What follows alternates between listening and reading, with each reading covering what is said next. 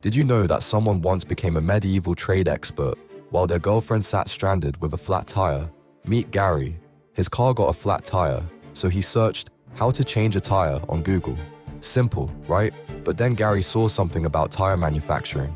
Click. That led to rubber trees. Click. Then the Amazon rainforest. Click. Ancient civilizations. Click. His girlfriend is still waiting by the car, but Gary is now deep into archaeological discoveries. He tries to go back to the tire video, but wait, what's this about 12th century trade routes?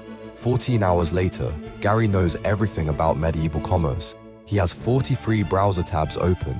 He can tell you how merchants traveled from Europe to Asia in the year 1100, but he still can't change a tire. His girlfriend? Let's just say she learned how to change it herself, and she's not happy. This is ADHD hyperfocus. Fascinating, but not always helpful.